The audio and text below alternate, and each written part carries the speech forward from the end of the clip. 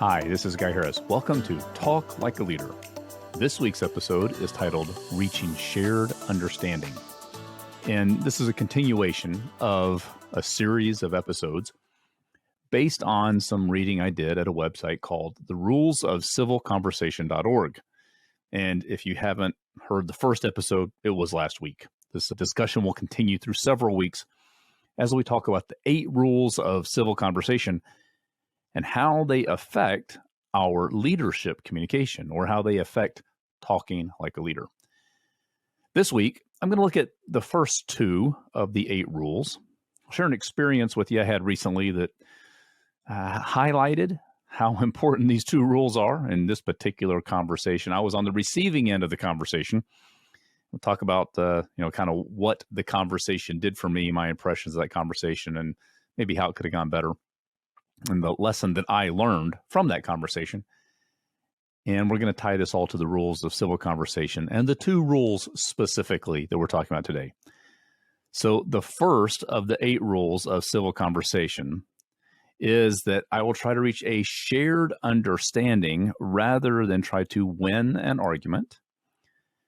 And the second rule is that I will clarify to make sure I have genuinely understood the other person's perspective. So those are the first 2 rules. Both of them come into play in the example that I'm going to share with you today, the story of my experience, and in some common leadership conversations, specifically coaching conversations, conflict resolution conversations, and change implementation or change management conversations. And so let's take a look at my experience. So I had this conversation with a person that I see infrequently, regularly and infrequently. I'd say we're friendly, not necessarily friends. We know each other. We're friendly. We have some good conversation. In this particular conversation, though, they asked me how I had been since we last saw each other. As I started to share with them my experiences in the something like 6 weeks since we'd seen each other, I got about 2 sentences into sharing what I'd experienced and what I've been doing, those kind of things in the intervening time since our last conversation. And there's something I said that triggered them in some way about my experience, and they launched into what turned into about a 5-minute monologue where they made a number of assumptions about things I think or don't think, believe or don't believe, feel or don't feel, did or didn't do, a whole host of things. And so this 5-minute monologue turned into basically them telling me what I should do based on my experience, or how I should feel based on my experience, or what I should do differently based on my experience, or what I shouldn't do. It just felt kind of like it went on and on with them telling me how I should feel, how I should think, and what I should do. Or conversely, how I shouldn't feel, how I shouldn't think, or what I shouldn't do. It was rather disconcerting. And the thing I noticed is, interestingly enough, they never once asked me how I actually felt about the things they were commenting on, what I actually thought about the things they were commenting on, or what I actually did. They just took one statement I made and made a whole host of assumptions about how I felt and what I thought and what I did. Interestingly enough, I didn't feel or think some of the things that they assumed I felt or think. I didn't do some of the things they assume I did or didn't do. It was a rather interesting experience as they basically lectured me on, how I should feel, what I should do, and how I should think. It was sort of an unsettling experience. Now, the key here, I've said this already, but the operating thing here is that virtually everything that happened in the 5 minutes that they were talking was filled with assumptions on their part about my thinking, feeling, and actions, without ever once checking to see what my actual thoughts, feelings, or actions had been or had not been during the time of the experience I was sharing with them. It was odd, to say the least. I will say it did not invite me to feel persuaded by their perspective or positively influenced in any way. The actual outcome was that I felt compelled to disengage from the conversation, to not listen to their perspective, and to not really care about what they thought. It triggered a pretty negative response internally for me, even though generally we're friendly with each other.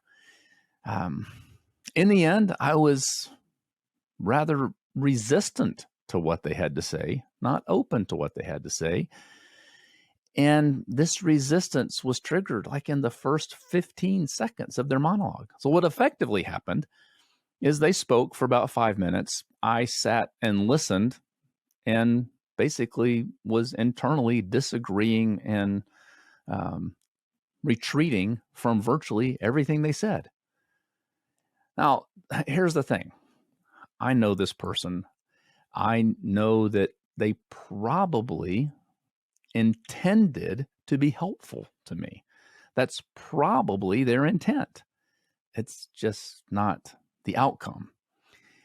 I don't think they intended anything negative. I don't think they assumed anything about my intelligence or character or anything like that. It's just that the impact of their approach had a negative result in my receptiveness and openness to their message.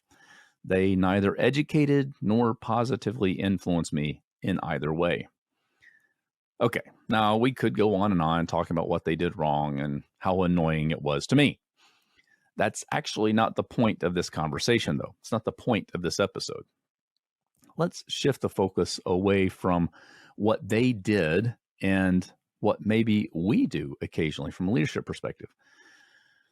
After this conversation, it caused me to think, I'd say in retrospect, have I ever done something like this to another person? Have I ever tried to win an argument rather than to reach shared understanding? Have I ever been so focused on delivering my message that I didn't slow down long enough to ask about their perspective and try to understand what they were thinking or feeling, what they had done or had not done in any particular situation? If I'm honest with myself, probably I have. I guess the question I'd leave you with is, have you ever done that? My guess is that you're a human being, and like me, you've probably done it too. It's a very common and natural approach when we're excited about a topic, or we have a strong interest in something, or we've read or thought about something, or we have a specific outcome in mind. When we have a very clear objective in our mind, it's very easy to get wrapped up in our objective and to get so focused on delivering our message and winning them to our perspective that we miss the point about communication, that we make the conversation more about winning the argument than about shared understanding, that we make the message or the communication more about delivering our message than understanding their perspective.